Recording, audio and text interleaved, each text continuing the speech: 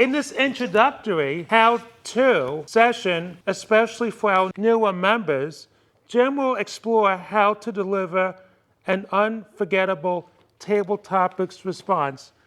Please help me welcome Advanced Toastmaster Gold, the one, the only, Jim Barber.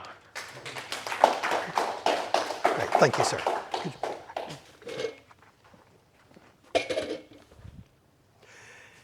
Thank you, Mr. Toastmaster, my fellow Toastmasters, and our most welcome guest this evening.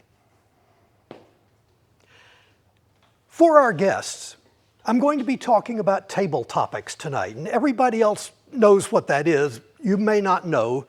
You'll see it later in the meeting. Table topics is an exercise in extemporaneous speaking. You get called upon, you don't know what you're going to be asked, and you have to give a response in a short amount of time. That's basically it. It is met with varying degrees of fear and trepidation by the varying members, especially the newer members, because, well, it's kind of an intimidating thing. So what I'm going to do tonight is give you a little bit of help in that regard, how to answer a table topics question, because that's something we haven't really told any of you. You've just kind of gradually picked it up. So this is how to do it. The first thing that you can do, the first best thing that you can do regarding table topics is to forget the most important thing you learned in school. The most important thing you learned in school was to answer the question correctly. If a teacher asks, how much is 2 plus 2? You go, I know, 4. You're doing good. When did Columbus discover America? 1492. You answered the question correctly. Table topics is not about that. Table topics is about responding. You do not have to answer the question correctly. There may not be a correct answer. You're asked for your opinion about something. And there isn't a correct answer there. But again, people get stuck sometimes on my opinion. Well, I don't have an opinion on this particular thing. Suppose you get asked, what's your opinion? What's your opinion on pomegranates? And you don't really know, you don't have an opinion. You've never formed a great deep opinion one way or another on pomegranates. What do? One of our members, Noelia, she isn't here tonight, she had a great response for that. When in doubt, lie.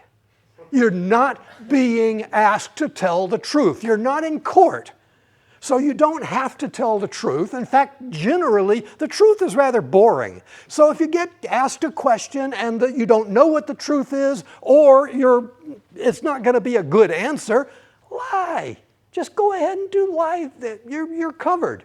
Suppose you get asked, what was your favorite class in college? And you didn't go to college. Well, don't apologize. Oh, I didn't go to college. I don't have anything. I didn't have the money. And something. No, lie. Say, when I was in Harvard, my favorite class was advanced basket weaving. And then you proceed to talk about that. Is dishonest? Well, no, because again, you're not in court. Nobody's checking to see what you're saying, whether or not it's true. What do you want? I'm just asking you in general. Do you want the truth or do you want to be entertained? You want to be entertained. That's what you really want to do. You want something that's interesting. You don't really care about the truth. The truth is frequently boring. So don't worry about the truth. Don't worry about giving the correct answer. Lie if you have to. Another possible approach. It is commonly said you don't have to answer the question. And that is sort of true. You don't have to answer the question in table topics. There's no rules about this. You can come up and say, well, I don't want to talk about that. I'm going to talk about this. But it's not subtle. It's not using kind of a sledgehammer to do that. Instead, when you get asked a question and you don't want to answer the question, do a segue. If you get asked a question about pomegranates, Daniel, what's your opinion on pomegranates? And you don't want to talk about pomegranates, say,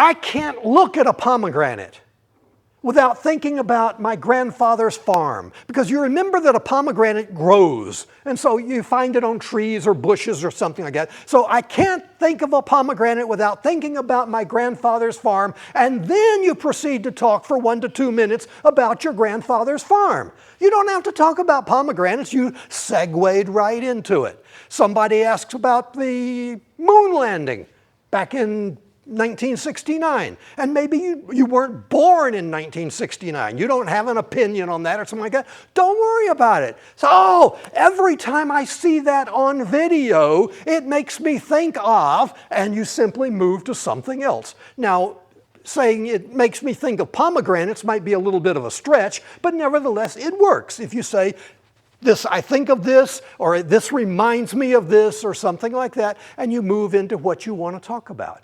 And if you do these things, another common problem is the green light. Now, when you're speaking, generally, icebreakers are different, but generally, when you're speaking, you don't have a problem with the green light coming on. The problem is with the red light, because you're trying to talk too long. But in table topics, it's amazing. 1 minute. Einstein was correct when he said time is relative.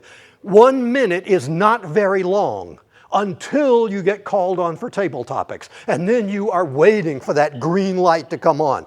But if you free yourself from the problem of thinking that you have to answer the question correctly, that you have to answer the question at all, that you have to answer the question truthfully, that you simply want to respond, and respond hopefully in a somewhat creative or entertaining or interesting way.